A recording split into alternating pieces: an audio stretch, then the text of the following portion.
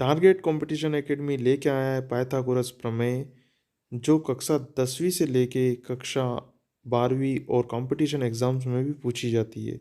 तो शुरू करते हैं पाइथागोरस प्रमेय। आज हम पाइथागोरस प्रमेय में सबसे पहले इसका कथन पढ़ लेते हैं। एक समकोण त्रिभुज में कर्ण का वर्ग शेष दो भुजाओं के वर्गों के योग के बराबर होता है। जी हाँ, ये एक त्रिभुज है जिसको आप देख रहे हैं। इसमें बी सी, ए बी और ए सी, जो ए सी है इसको कर्ण कहा है, ये लंब है, ये आधार है, और इसके बीच में एक ए और सी के बीच में एक पॉइंट दिया है डी, जिससे हमने लंब डाला है बी पे। तो जो प्रमेय है, जैसा कि आप देख रहे हैं सामने आपके प्रमेय लिखिए। प्रमेय में क्या कहा है, एक समकोण त्रिभुज में कर्ण के वर्ग, तो ये कर्ण और इसका वर्ग, दो भुजाओं के शेष दो भुजा कौन सी, ए बी और ए सी, यहां लिखा ए बी और बी सी, इन दोनों का वर्ग कर दो, के योग, बीच में क्या लगा दिया हमने, योग के बराबर होता है। ये प्रमेय यहां पर सिद्ध हो गई है। कैसे, A C square is equal to A B square plus B C square. अब हम इसको आगे सिद्ध करते हैं। हमें दिया क्या है, त्रिभुज दिया है ए बी सी, जो हमने अब बताया आपको। इसमें A C square is equal to A B square plus B C square, ये हमें सिद्ध करना है। 90 डिग्री किस कोण पे है, तो बी एंगल पे है।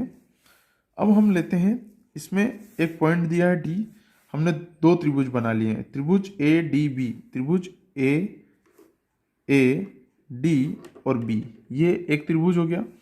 दूसरा त्रिभुज है ए बी सी, एक पूरी बार ले लिया, पूरा ए सी बी, और एक इतना लिया हमने आधा। इसी तरह से हमने यहां पर एक लिया और एक इस तरफ ले लेंगे, त्रिभुज B D C, B D C, आधा त्रिभुज ले लिया और एक बार पूरा ले लेंगे ए बी सी। अब यहाँ हमें प्रमेय सिद्ध करनी है, तो हम जैसा कि आपको दिखा रहे हैं, यहाँ पर हमने आपको बताया था कि ये एक एंगल है, और इस एंगल से हमने एक पॉइंट डाला डी पे। यहाँ पर दो त्रिभुज हो गए हैं। अब दो त्रिभुज हो गए हैं तो हमने एक त्रिभुज तो लिया ए डी बी, और एक लिया ए बी सी, ए बी और सी। अब हम इन दोनों को कंपेयर करेंगे। यहाँ देखिए, A D B is equal to A B C, मतलब ए डी बी। अब यहाँ देखिए आप, ए और डी और बी, तो ये 90 डिग्री है, ये भी 90 डिग्री है, और वो कह रहा है ए बी सी, ये भी 90 डिग्री है, तो दोनों ही बराबर हुए। दूसरा पॉइंट उसने बताया है कि एंगल ए दोनों में है उभयनिष्ठ, इसलिए हम कह सकते हैं कि त्रिभुज ए डी बी समरूप है ए बी सी के, समान है समानता के अनुरूप नियम से। तो हम इनकी भुजाओं को भी अनुपात के रूप में ले सकते हैं।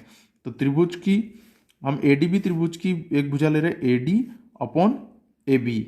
इसी तरह से इसकी भी वही भुजा लेंगे जो इधर ली, अगर ये लंब लिया है तो इधर भी हम लंब ही ऊपर लेंगे, A B upon A C. अब हमने इनको बराबर लेके क्रॉस गुणा किया, तो ए और डी, जो ए सी और ए डी है, इनको मल्टीप्लाई हो जाएगा, और ए बी दो बार है तो इसका स्क्वायर हो जाएगा। इसको समीकरण नंबर 1 दिया। इसी तरह से आप यहां देखें, त्रिभुज बी डी सी व त्रिभुज ए बी सी को हमने वापस लिया, इनको भी उसी तरह से हमने समान रूप में लिया। इसका एंगल देखा, इसमें एंगल बी डी सी ये 90 डिग्री है। इसी तरह से इस पूरे एंगल में ये बताया कि ए बी सी 90 डिग्री है। अब यहाँ पर पूछा कि उभयनिष्ठ कौन सा है, तो यहाँ पर देखा बी डी सी, तो बी डी सी एंगल इसमें भी है, और ए बी सी में भी सी एंगल है, तो उभयनिष्ठ कौन सा हुआ, एंगल सी। इसलिए हम कह सकते हैं कि त्रिभुज बी डी सी समरूप है त्रिभुज ए बी सी के समानता अनुरूप के नियम से। अतः हम यहाँ पर उनकी भुजाओं को भी अनुपात में ले सकते हैं, D C upon B C, और इसी तरह से बी सी अपॉन ए सी, ये जो हमने लिए हैं। अब यहाँ पर आप देख सकते हैं कि इसका इससे मल्टीप्लाई होगा और इसका इससे मल्टीप्लाई होगा, तो बी सी स्क्वायर हो गया और इस डी सी इंटू ए सी हो गया। यहाँ समीकरण हमने 2 दे दिए। अब आप देखिए, इस तरह से करने के बाद जब समीकरण 1 और 2 को जोड़ने पे बात आती है, तो समीकरण 1 और 2 को हमने जोड़ा, तो जो ए बी स्क्वायर और बी सी स्क्वायर इधर हो गए, बचा था A D into A C plus D C into A C.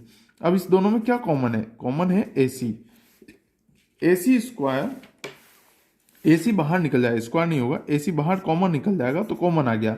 अब यहाँ पर देखिए अंदर क्या बचा है, A D plus B C. अब यहाँ त्रिभुज देखिए, ए डी और डी सी दोनों को मिलाकर कुल क्या बनेगी, ए सी ही बनेगी, क्योंकि ए डी यहाँ तक है और डी सी यहाँ तक है। तो इसकी जगह हम लिख सकते हैं कि ये पूरा क्या है, ए सी है। तो हमने ए सी इंटू ए सी क्या हो गया, ए सी स्क्वायर।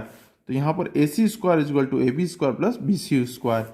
यही हमें प्रूफ करना था पाइथागोरस प्रमेय। तो आई होप आपको समझ में आई होगी पाइथागोरस प्रमेय को हम किस तरह से प्रूफ किया है।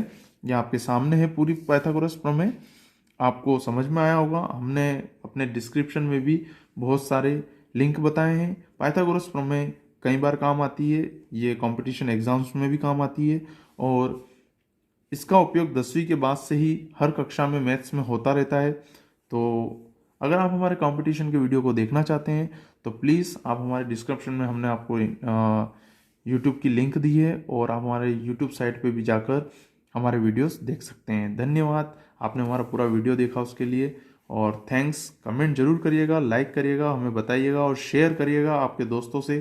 धन्यवाद।